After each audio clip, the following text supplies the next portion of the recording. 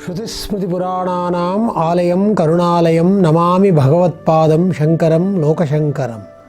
Namaste.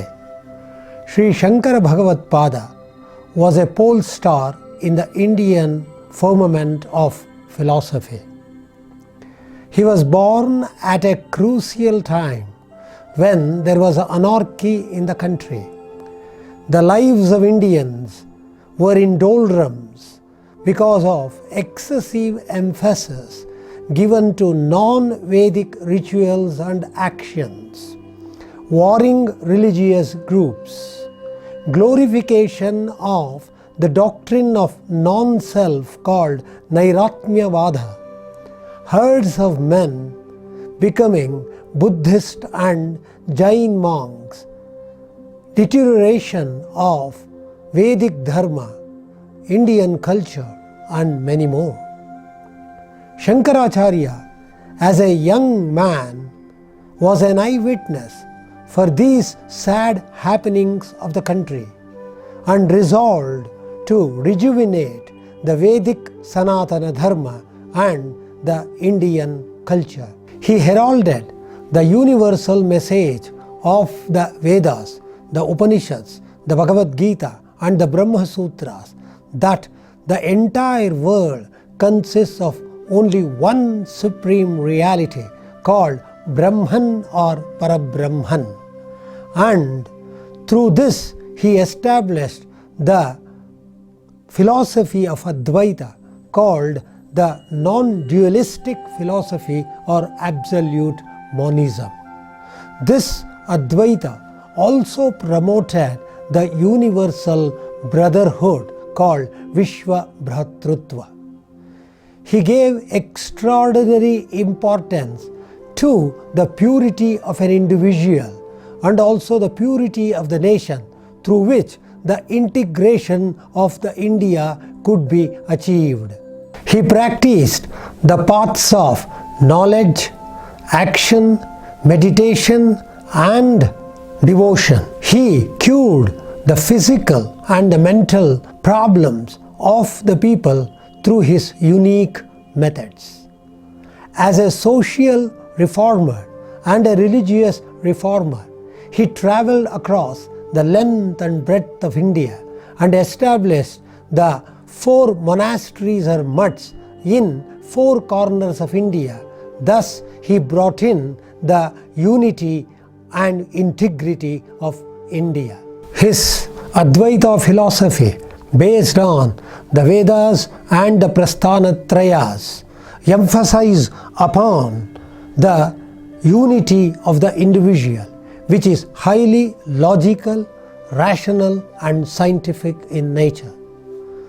The theoretical physicists all over the world have opined that this philosophy of Shankara can be compared with the modern postulates of quantum physics and theoretical physics. The world body UNESCO declared the 18th May every year to be celebrated as the birth anniversary of Shankara.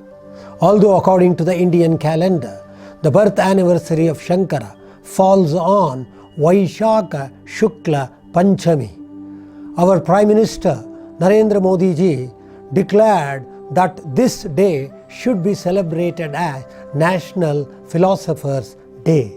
Nationally and internationally renowned academicians, thinkers and scholars of S. Vyasa Yoga University have given high tributes to the life, achievement and philosophy of Shankara on the 1332nd birth anniversary of Shankaracharya. We hope this message would give us mental solace and peace when we are and the world at large is suffering from the pandemic of COVID-19 and there is a global predicament and suffering everywhere, and the philosophy of Shankara and the values preached by Shankara would definitely give us solace and happiness to the humankind. My dear brothers and sisters, Shankaram Shankaracharyam Keshavam Badarayanam Asmadacharya Paryantam Vande Guru Paramparam. Salute to the holy feet of all the masters of true knowledge. We are celebrating Adi Shankaracharya's birth anniversary on Vaishakha Shukla Panchami, which falls on 28th April 2020. He was born in an Orthodox Brahmin family at Kaladi in Kerala. His life journey was only for 32 years. During this period, the amount of contributions Shankara has made for Hinduism and in particular to Advaita Vedanta has been immense and applaudable. Shankara is known as a great Indian philosopher, scholar, as well a poet who gave new dimensions to Advaita Vedanta, which upholds Supreme Brahman is Nirguna, Nirvikara, Nirvishesha and Akarta. In fact, Ayurveda also follows the Shankara's Advaita Vedanta in its spiritual aspects. It is said, Nirgunaha Parastvatma Satvabhuta Gunendriyaihi Chaitanyam Karanam Nityam. Shankaracharya had travelled the whole Akhanda Bharat several times and awakened people with the intricacies of Hinduism and Advaita Vedanta. Shankara's main works are Bhashya, that is commentary on Prasthanatraya, that is on Upanishads, on Brahma Sutra and on Bhagavad Gita. Shankara had selected 8 Upanishads for his Bhashya. They are Isha, Kena, Mandukya, Mundaka, Taittariya, Katha, Aittariya and Brihadaranyaka. Shankara also has written Atma Bodha, Panchikarana, Tattva Bodha, Viveka Chudamani and Upadesha Sahasri, which deals about 1000 teachings. In addition, his poetry expression has been Saundarya Lahari, Bhaja Govindam and Dakshinamurti Stotra. Shankara's main focus has been on the 5 great statements of Brahman, that is Prajnanam Brahma, Aham Brahmasmi, Ayamatma Brahma, Sarvam Khalvidam Brahmasi, Tattvamasi.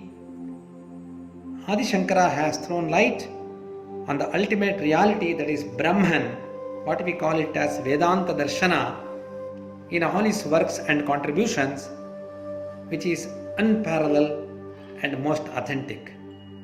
Shankara attained Samadhi at Kedarnath at his last journey.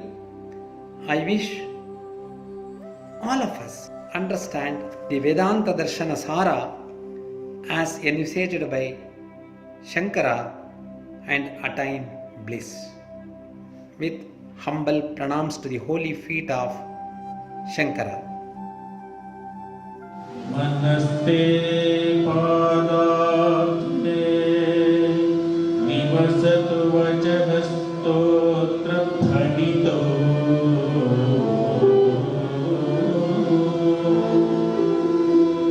karochaphyachaya shutirapi katha karnana vidho tavadhyane buddhi nayana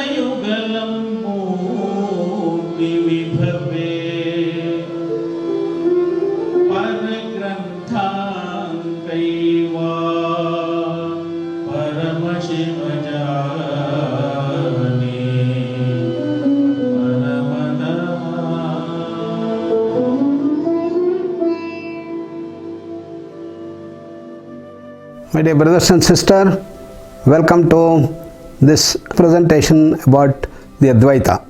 The modern science has grown in the western part of our globe over the last 400 years.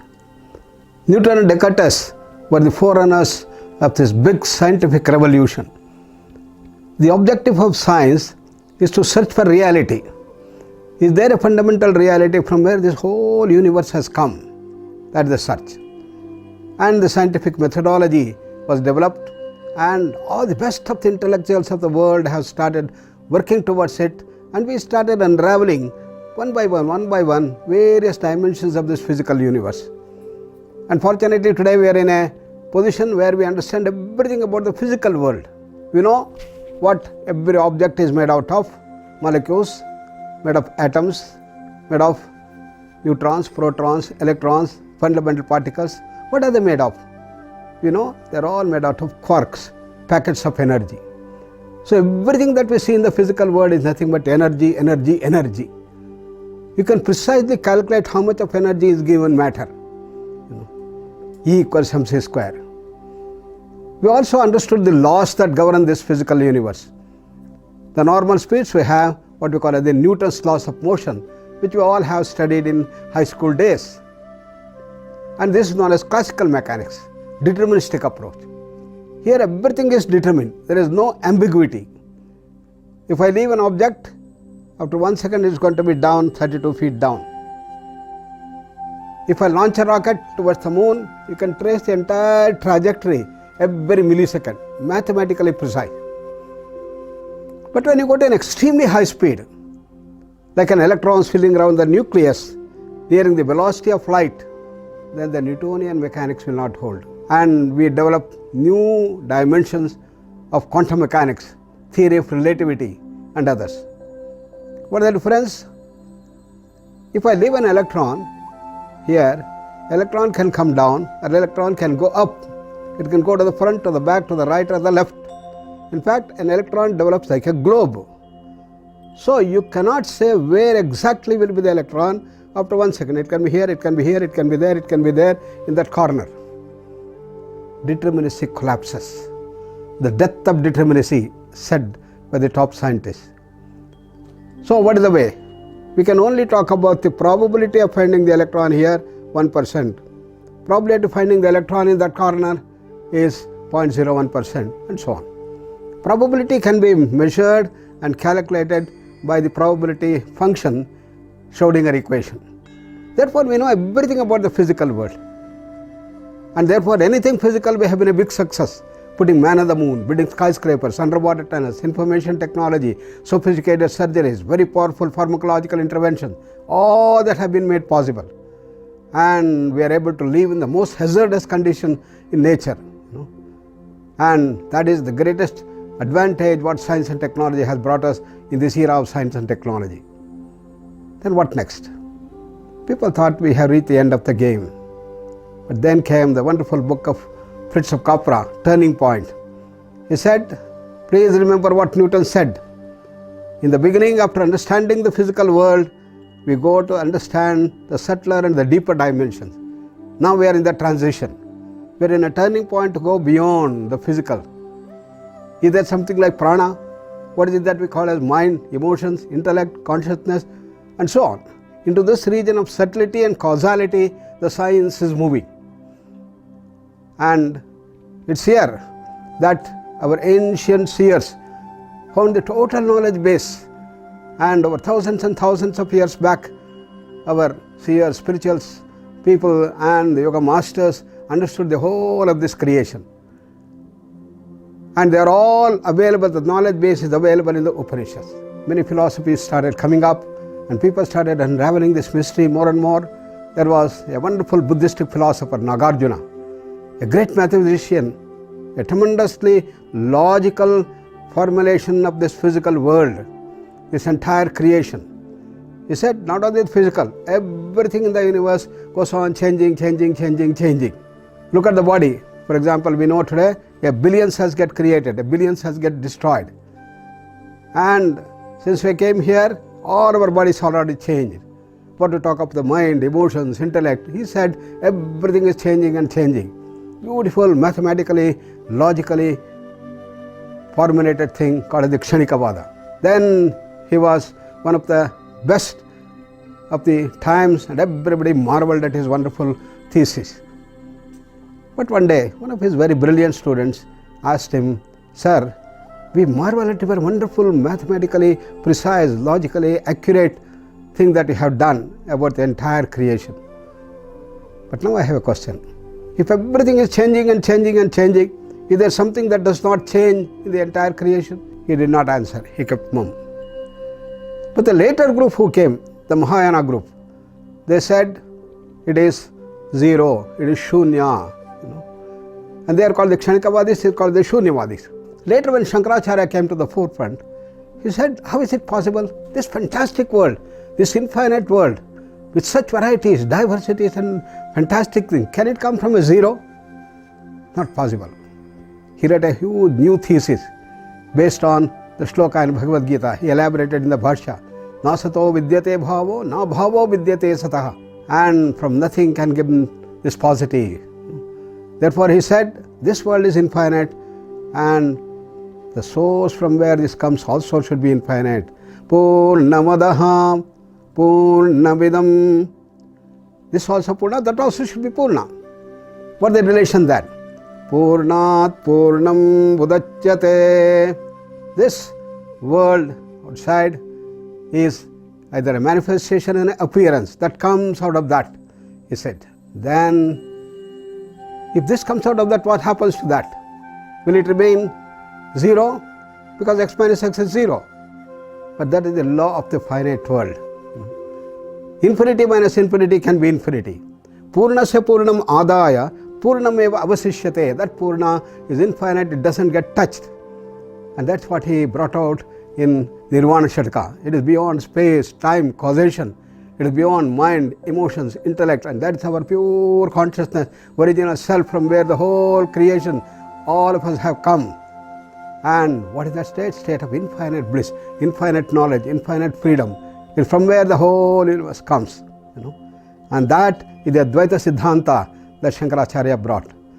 Therefore, Swami Vivekananda said, each soul is potentially divine.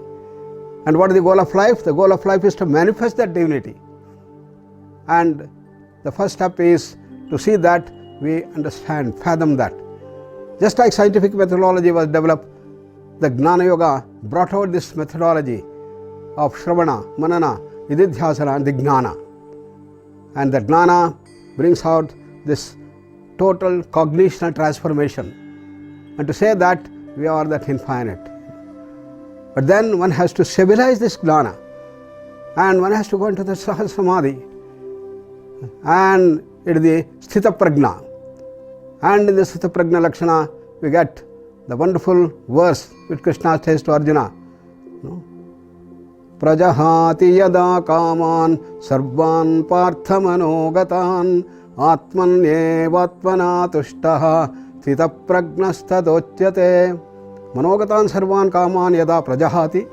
When all the thoughts in the mind is able to transcend and stay in the state of transcendence, state of pure consciousness, then he is the Sthita Prajna. Any length of time, 5 minutes, 10 minutes, 1 hour, 2 hours, 1 day, 5 days, 10 days, months together, years together, can he stay in that? That is the first test. Atmanieva Atmanatushtam, in the state of wonderful state, he is totally not dependent on anything outside for his happiness and the bliss. And that is the dimension that he is talked about. So these are the characteristics of a person who gets stabilized in what we call as the Sthita Prajna. And that's the grandeur of Advaita. We have the total understanding of the whole creation and the laws that govern them, that the trifold law of Srishti, Sthiti, Laya, and that goes on at the body level, prana level, mind level, emotional, intellectual level. The Panchakosha concept postulated in the Upanishads bring about this into concretized shape. And rightly Shankaracharya said that ultimate reality is the Paramarthika Satta, that is the infinite beyond everything. But in the world at large we have got the Vyavaharika Satta, that is the practical reality. And we have all values of this thing, but it is something like 1 followed by 5 zeros. And if you remove that one, it all becomes 0. Therefore, he called this as an appearance rather than a manifestation or a concretization. That's his great contribution on this day when we are celebrating Shankaracharya's great function. We should all tune ourselves to that infinite consciousness and use that to ward off and meet all the challenges of the modern society.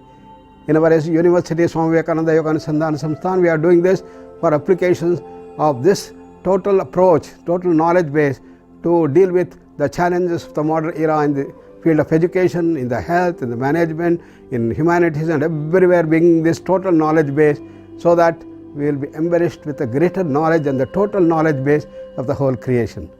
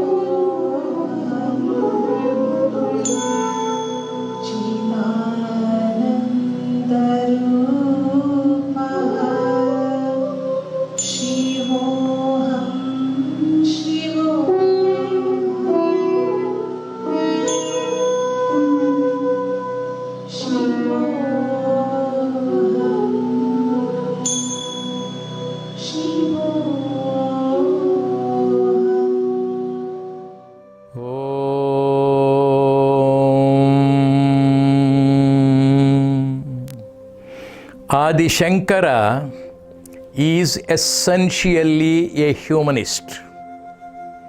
He is a great devotee, and above all, he is a positive perfectionist.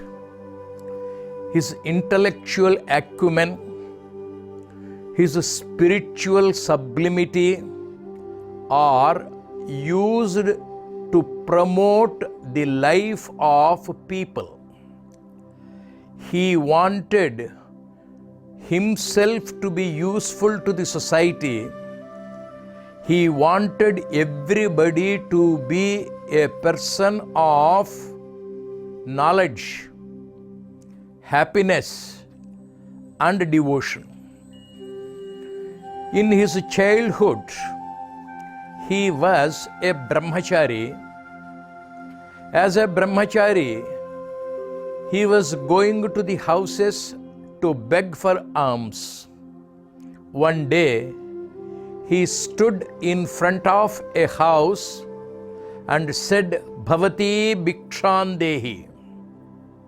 The lady in the house searched for fruits or alms in the house.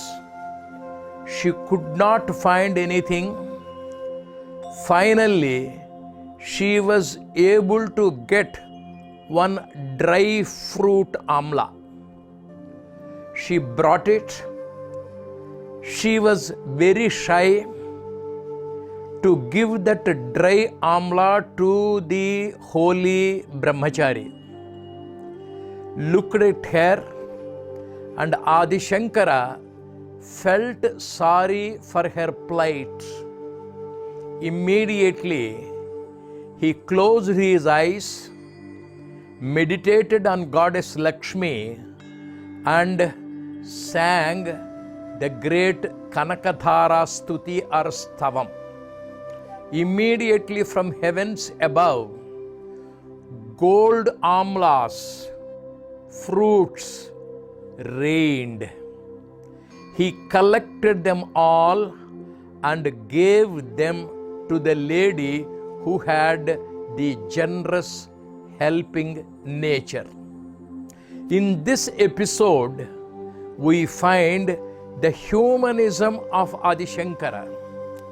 Today, many people recite Kanakadhara Stavam. In no house, not even a single rupee fell from the heavens. When Adi Shankara sang, money rained, golden fruits came. When we sing, we do not get. The reason, Adi Shankara did not sing Kanakadhara Stavam for his benefit. He did sing to help a poor lady of generous heart. Adi Shankara wanted everybody to be useful to the society, wanted everybody to be compassionate, kind-hearted. He wanted everybody to help the people in need. In this particular episode, we find Adi Shankara's humanism. Many people say that he is an intellectual giant who has given the Jnana Marga. He has equally given the path of devotion. Hundreds and thousands of stutis, stavams, prayers have been given to the society. He is himself a great devotee.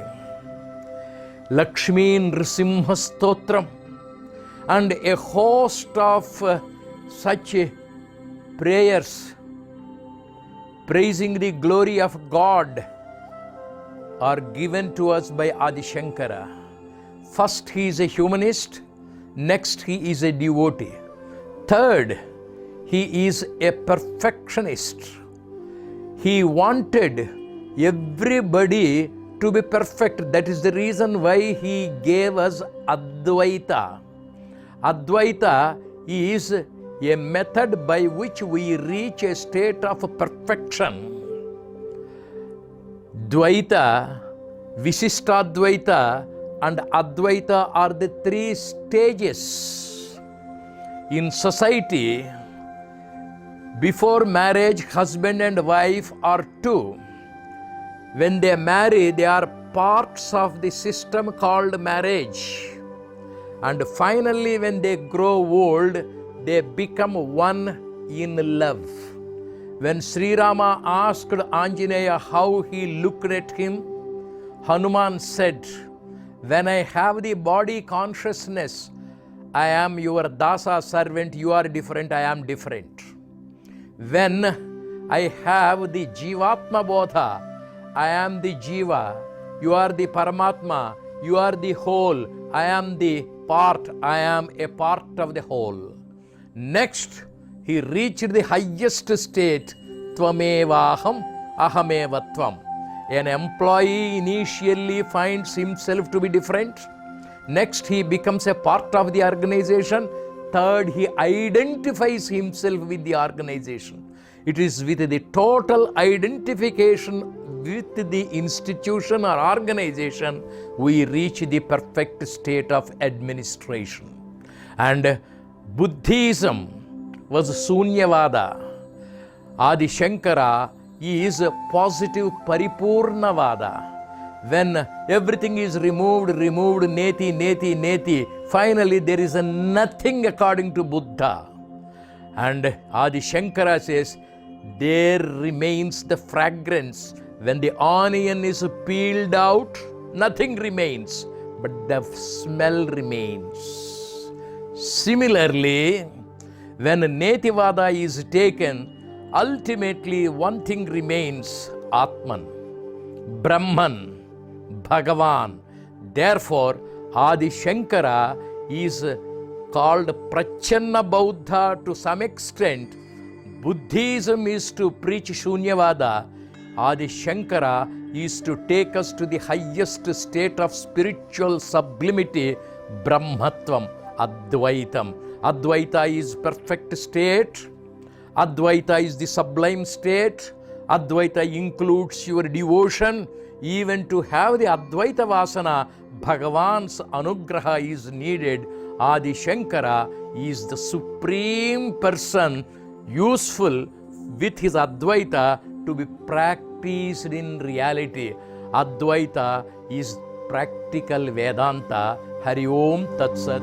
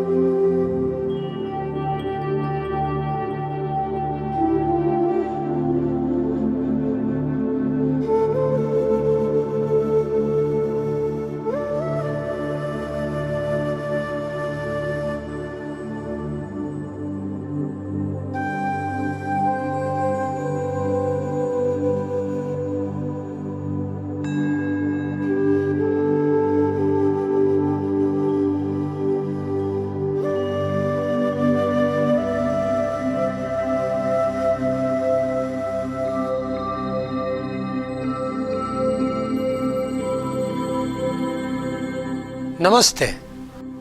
You will be introduced to Advaita philosophy of Shankaracharya. Advaita philosophy is called monistic philosophy or non-dualistic philosophy that was propounded by Shankaracharya, who is considered as one of the greatest intellectual and philosophers of the world. He says regarding his Advaita, which can be summarized in a nutshell as thus in Sanskrit words. Shlokardhena pravakshyami yaduktam grantha kotibhi brahma satyam jagan mithya jivo brahmaiva naparaha. I will tell in half of a verse which can be told by crore of books. Brahman alone is real. World is unreal.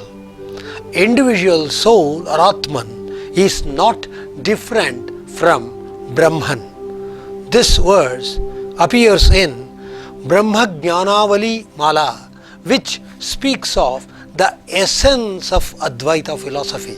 In Advaita philosophy, three major aspects are there. Brahman or ultimate reality or supreme consciousness, Atman or individual soul, and the world. With this comes the Maya, means or superimposition of the world on Brahman. Apart from that, number of jivas are there in this world called jivatmas. They are associated with ajnana or ignorance, just as Maya is associated with avidya or nescience. So in this philosophy, we find the four major concepts: Brahman, Atman, Jagat, Maya. Along with that comes the individual soul, Jivatma, and Ishvara.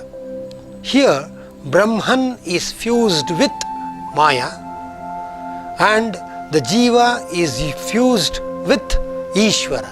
The Jagat is also fused with Ishvara. Let us know as the interrelationship between all these things.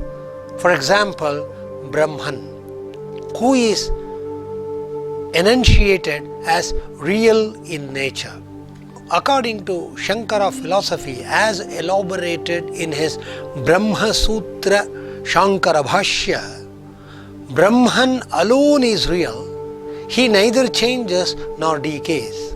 As human beings, we are born with 5 gross elements, that is matter, water, air, then space and energy or fire, Panchabhutas, Prithvi, Apaha, Tejaha, Vayu, Akasha. It is found both at the gross level and the very subtle or minute level called the Sukshma level. Because this is a matter, it bound to decay. So it is bound to change. All the phenomena in the world made up of any one of these gross elements or Panchamahabhutas is bound to change and decay. Brahman is not made up of these things at all. So Brahman neither changes nor decays. He is the absolute reality and he is of the permanent existence. For instance, all of us were born on a specific day, specific time, specific year. So we have the date of birth, day of birth, time of birth. Now we are here. We cannot be there for the next 200, 300 years. So we are limited by time, we are limited by space. But this Brahman is neither limited by space nor time. So he is beyond the past, the present and the future aspects of time. So he is of a permanent existence. This can be seen in our dream state and dreamless sleep. When you are dreaming, there is subject and object relationship. I am the subject, the dream we are experiencing is the object. Here we have the duality. Although the dream appears in the mind, in our own mind, still we are experiencing the dream or swapna sthiti. There the soul is awakened, the mind is active. From the dream state we move on to dreamless sleep and deep sleep stage. In this deep sleep stage, there is no dream, there is no awakening. It is the self that is awake all the time, and the self is present. So that is one aspect of the eternal existence of the Brahman. Every object of knowledge we are getting here, the world, the people, the places, the things, and the objects we enjoy, the food we eat, all are either external or internal. Internal ones are our own experiences. They are subject to modification. So this modification, because they are made up of 5 gross elements, hence they are not real, unreal. But then which is that the real thing? It is the pure consciousness, which is called Shuddha Chaitanya. Shuddha, pure Chaitanya consciousness. That alone is real. And this real absolute self is experienced by us during the dreamless sleep and during the Sushupti or the deep sleep stage, and by the great yogis all over the world during the stage of transcendental meditation or Samadhi. But during the waking state and during even the dream state, the egoism is active. I am experiencing, I am speaking, I am talking, I am dancing, I am eating. This concept of I-ness, and many things belong to me, minus. This I-ness and minus will be there during the waking state, Jagrat Sthiti, and the dream state. This Ahankara is a part of the mind. You are already aware from our yoga philosophy discussion and sessions. This represents our own self and individuality in the waking state. But this egoism or Ahankara gets merged in ignorance or avidya during dreamless sleep. So we don't feel that we are aware during the dreamless sleep. Then what is the nature of this world? Shankara says the world is and is not. The apparent world could be understood only during mystical experiences or the Samadhi and by the illumined soul. So there, at that state, self reveals as absolute existence, Sat, and absolute knowledge, Chit, and absolute bliss or enjoyment, Ananda. So it is of the nature of Sat, Chit, Ananda. This self, in a once liberated, gets united with the Brahman. The same becomes the experience, and there you find Satya, Jnana, Ananta. Satya, Jnana and Ananta, absolute existence, absolute knowledge, and absolute bliss or eternal bliss. So at that time, the multiple perceptions disappear. When I am in the waking state, I am interacting with the external world. At the same time, perhaps, when I am talking with a person, in the mind also I will be thinking about that person. The mind will be active both physically and mentally and psychologically. That way, multiple perceptions appear. So there are multiple perceptions in the waking state.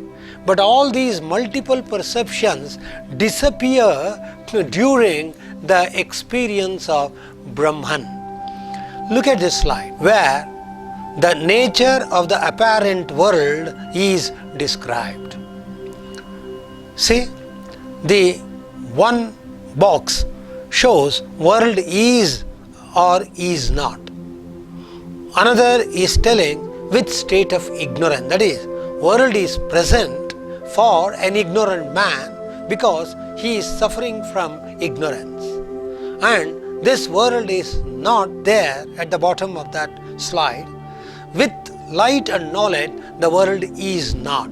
How the Shankara gives the example of the standard serpent and the rope, snake and the rope. So, the rope, you mistake it for the serpent. The rope is imagined as a snake. A coil of rope is imagined as a snake. At night, place our foot on the rope and mistake it for the snake. But when we bring the torch and switch on the torch and put the light on that rope, we understand that the rope is the only rope and it is not the serpent. But earlier we had mistaken the rope for the snake. So this mistaken notion happens because of our ignorance or ajnana. This happens continuously from the birth till death and beyond. So we never get awareness, we never get enlightenment. This concept of the rope and the serpent is extended even beyond by Shankara, which will be explained at a later stage. So then a person asks the question, we are experiencing, we are talking, we are seeing, we are dancing, we are eating. Is it a real experience or a false experience? Then what is our state? I am living, I am walking. What is my state of existence? So to which Shankara comes out with a wonderful 3 levels or states of consciousness. Level means satta. It is the existence is called satta, sat, that which exists. So satta is an existence. So according to Shankara, there are 3 levels of existence, namely Vyavaharika satta, then Pratibhasika satta and Paramarthika satta. For example, universal world illusion is called Vyavaharika satta or phenomenal existence. That means the whole world with all its people is immersed in avidya, nescience. So this avidya is there for the whole world. The Maya, which is the superimposition of avidya, is thrusted upon the Brahman or the reality and the Jagat or the world. So the whole world appears to be totally illusory in nature. This is called the Vyavaharika satta or the phenomenal existence. Then the next is the private illusions of individuals, which is called Pratibhasika satta. For example, we experience the dream. In the dream, a person gets totally wet. In the dream, he is dancing in the rain. He is drenched with water in the rain. But when he gets up, his body is not wet. Still, it is the reflection and the illusory one, illusory nature for only him, not to others. So for example, it is like the rays of the sun emitted. The rays of the sun is pure, but when it gets reflected on an object, it becomes an emitted light. This emitted light, the reflection, is not the real one, but still that experience is there. In the same way, dreams are our experiences. In fact, both are unreal. It cannot be. Vyavaharika satta or phenomenal existence and Pratibhasika satta or the private illusions of the individual are both unreal. Shankara gives another example in his Brahma Sutra Shankara Bhashya as Vandhya Putraha, son of a barren woman. A barren woman can never have a child, but still it is like this, a barren woman having a child. Vandhya Putra, Putra the son, Vandhya of a barren woman. Like that, the Vyavaharika and the Pratibhasika satta appear to be normal. So the world is unreal. It appears to be real as long as I have ignorance or ajnana. But once I get awakened, it disappears. This illusory experience of the world completely disappears. Then, at the highest level, the one who is in deep sleep stage or sushupti, this seed of consciousness called Sat is present and it is the root of everything else. This is the highest reality called the Paramarthika Satta. According to Shankara and even according to Bhagavad Gita and the Yoga Sutras, we enter into Paramarthika Satta during our deep sleep stage, day in and day out. But we are not aware of it. That's the only difference between the deep sleep stage and that of the experience of a yogi who experience and who enjoys the transcendental consciousness. In order to establish the apparent reality of the world and also of the universe, Shankara comes out with a theory called Mayavada, the theory of superimposition. What is this Mayavada? Let us understand for a while. This Mayavada presupposes the existence of Maya. Maya here doesn't mean magic. It means apparent world. The world appears to be real, but it is not real at all because we suffer from ignorance. And where is the basis for this Maya? Maya's basis is in Brahman. Sir James Jeans, a philosopher, gives the example of a soap bubble as far as this Maya and other things are concerned. For example, you have seen a big or a small soap bubble. It is empty inside, but there is a layer outside. The surface of the bubble, water bubble or soap bubble, is Maya according to Shankaracharya. Through the surface you can see inside the soap bubble, but it is totally empty. So the soap film inside that bubble is absolutely empty space, wielded into empty time, and it continues forever. So there is an empty space, empty time, encapsulated and covered by the soap layer, the surface which is the Maya. So when the surface gets disintegrated, you will get oneness, and there is no space, there is no time, there is no causation, and the theory of causation, that is cause and effect. This has some relevance, that is Shankara's philosophy has some relevance to Einstein's theory of relativity. Hence, according to Shankara, the whole universe or the Jagat or the world is superimposed on Brahman, just like we superimposed the concept of the snake on the rope. This superimposition is called Adhyasa. Shankaracharya defines Adhyasa in his Brahma Sutra Shankara Bhashya thus: Atasmin tadbuddhihi paratra purva drushtava bhasaha. What is the meaning? Appearance of universe because of our ignorance and experience. According to Swami Prabhupada, superimposition or Adhyasa is the apparent presentation to consciousness by the memory of something previously observed elsewhere. To elaborate on this concept of Adhyasa, Atasmin tadbuddhihi. Ataha, therefore, Asmin, in this, Tat, that, Buddhihi, remembrance or memory or intelligence. I had seen the snake somewhere. I had the experience with the snake somewhere. So when I return home during night, I will step my foot upon the rope and mistake it for serpent because I have superimposed the snake on the serpent because of that memory, through the memory which had the earlier experience. The whole world is superimposed upon Brahman as we see. So Maya, now according to Shankara, Maya and ignorance are like seed and tree.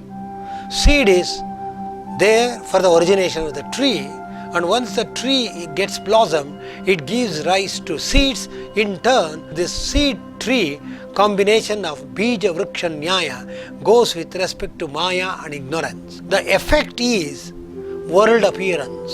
The seed we find is the ignorance, which is the cause. The effect is the world. The effect of the world is appearing in nature, not a real one. That is because of our ignorance or ajnana, which is the cause for all mistaking notions. But that has the effect with Maya, which has no beginning, no end. And it is connected with effect, and Brahman is associated with Maya. So that way, we revolve around. As long as we have ignorance, we continue to revolve around. The philosophy of non-dualism or philosophy of monism, which is in its essence speaks of universal consciousness, universal transcendental consciousness which pervades and which is present all over the world. So these barriers of duality, these concepts of duality totally gets withered away with the concept of Shankara.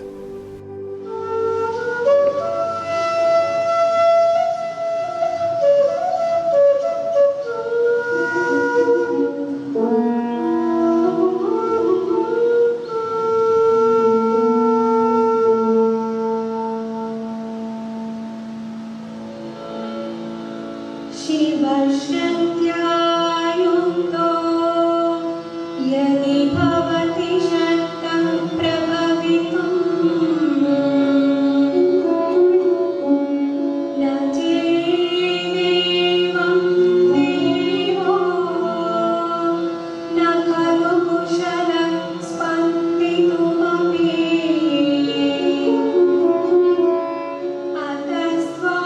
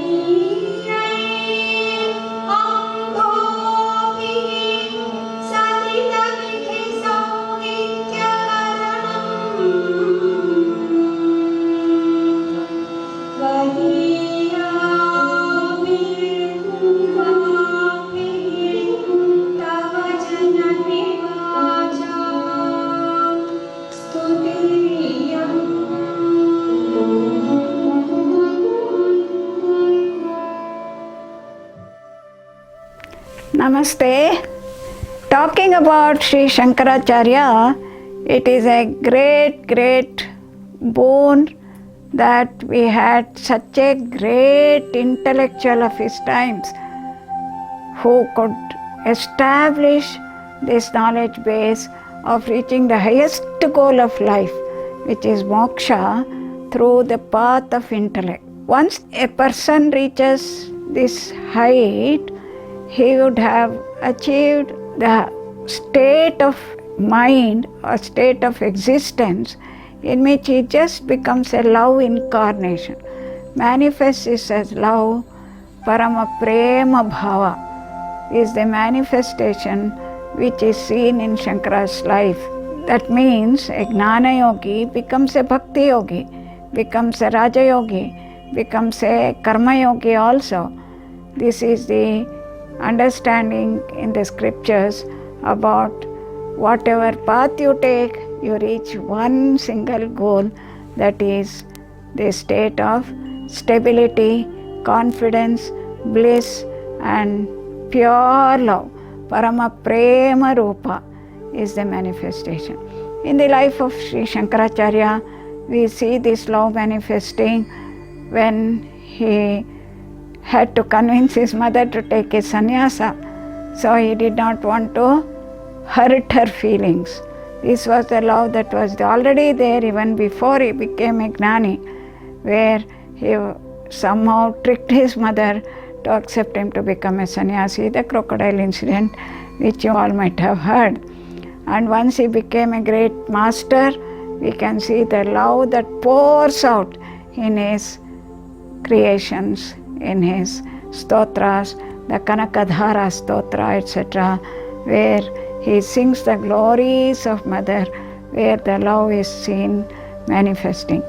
We have been using this concept of pure love, the highest form of love, the highest form of bliss, the state of blissful, silent, inner, quiet awareness at every cell level to heal people.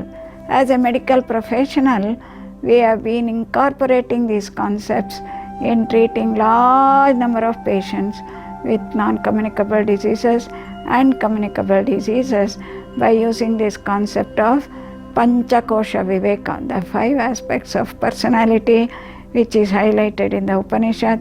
The disease is seen in the physical body, the Annamaya Kosha, as a disturbed chemical processes which is packed up energy of Pranamaya Kosha, which is the result of a disturbed mind, disturbed mental process at the Manomaya Kosha due to stresses. We go through large number of stressful life events in our life. We have to go through large number of anxieties, tensions, worries, depressions, which suppress a violent state of monkey mind, which causes lot of imbalance in the system, is what has been understood. The whole process in yoga management of applying this concept of the highest state of jnana is to teach our participants how to detach themselves, let go the body, let go the mind, let go the breathing, and get established in that blissful, silent, deep internal awareness at the cellular level, the Anandamaya Kosha of every cell. And I remember one participant who told me this very interesting thing that helped him to cure himself of his cancer. He was a Japanese person who was diagnosed with advanced disease of the intestine, and somehow he cured himself. We call these as spontaneous regression cases.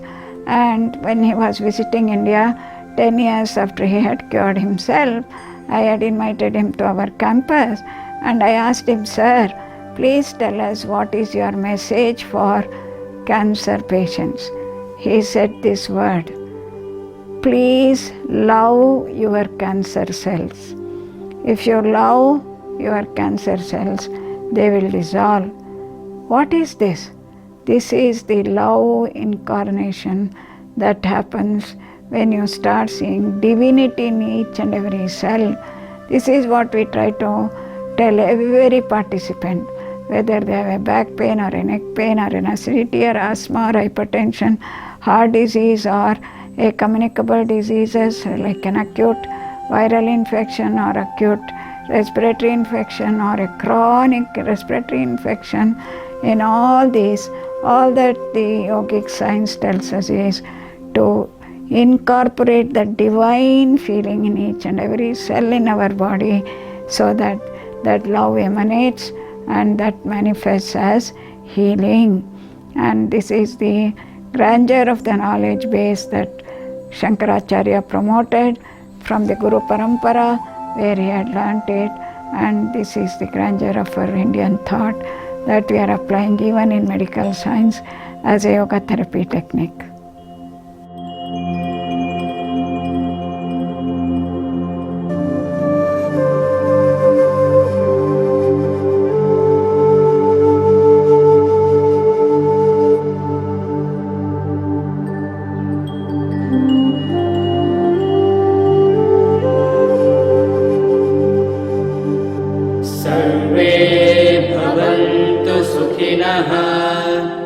सर्वे सन्तु निरामयाः सर्वे भद्राणि पश्यन्तु मा कश्चित् दुःखभाग् भवेत्।